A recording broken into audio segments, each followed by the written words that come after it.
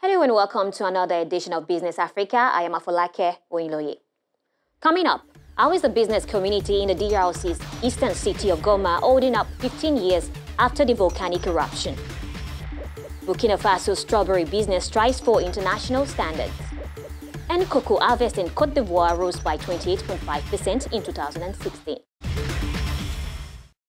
The city of Goma, the east of the Democratic Republic of Congo, is bent on pursuing its development ambition despite the 2015 volcanic eruption, which left over 150 people dead.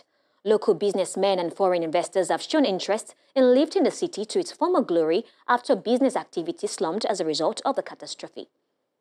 In the following story, our reporters highlight the sectors which deserve urgent attention. This is the city center of Goma in the eastern part of the Democratic Republic of Congo. 15 years ago, disaster struck when Mount Nyiragongo last erupted, killing at least 150 people and destroying 15% of the town. Today, Goma is expanding and rebuilding, even as the looming volcano rumbles over the city. Despite this persistent threat, business entrepreneurs have not given up to continue investing in the town. Among them are Remy Bahati Segihob, who suffered major losses in the tragedy.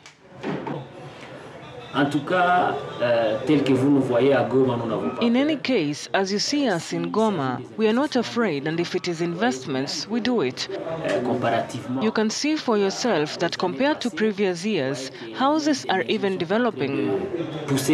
So for me, personally, I do not fear. I believe that once it happens, it is the will of God. But it cannot prevent me from working. If it is necessary to invest, I will continue to invest. That's my determination.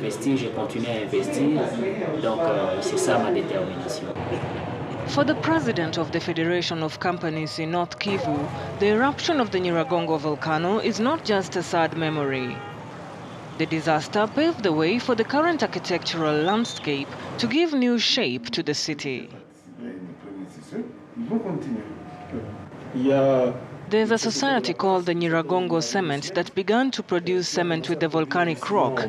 And it is this volcanic rock that destroyed Goma, which today serves to create the cement that is rebuilding Goma. So it's somehow a paradox. Sometimes what destroys us can help rebuild us. The optimism is also shared by operators in the tourism sector.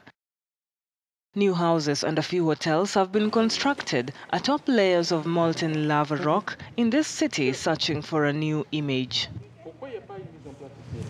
Since that time, there is no fear. You're also from the city.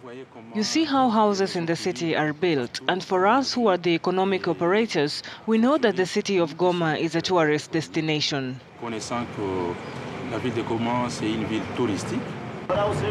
According to authorities, the Nyiragongo volcano is still active. It still doesn't present a risk of further eruption. They have, however, called on the population not to give in to rumors, even though observers denounce the absence of a crisis management plan in the event of a new disaster.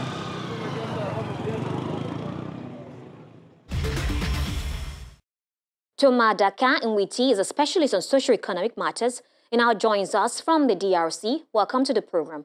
Now, can we have a clear idea of the material or economic damage caused by this catastrophe? The consequences of the volcano eruption since 2002 in Goma are immeasurable. It is difficult to track because there were lots of material damage and human damage that we cannot describe. The answer to your question is that, indeed, the volcanic eruption was really a catastrophe, which is difficult to measure the damage caused. From the report, how did this eruption contribute to the reviving of the cement industry in Goma?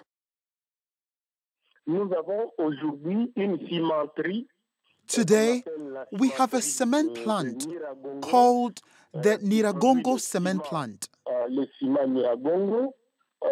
It is a company that produces cement in Nyiragongo and is produced from larvae from the Nyiragongo volcano. The larvae of the volcano constitute wealth for us, a great wealth in relation to the production of cement and agriculture. Also, in relation to construction, since the casting of the larvae, when hardened, becomes stones, and we use the stones for construction at the level of the city of Goma. Unlike the other towns that look for stones and do not find them easily. And how is the tourism industry in this region today? On the tourist plan, North Kivu, or rather the city of Goma, continues to be a tourist city of great value. When you visit Lake Kivu, when you visit the Nyiragongo volcano, when you visit the sites that host the mountain gorillas and the others, and when you descend on Lake Edward, you arrive in the plain of Ruindi.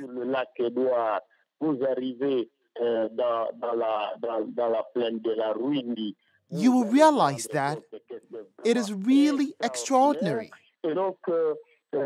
And so, even on the tourist plain and even in the city of Goma, we cannot boast of the color of the larvae that engulfed a large part of the city. But we have hotels that have been rebuilt. So the city of Goma continues to be a tourist city that is in a very good shape.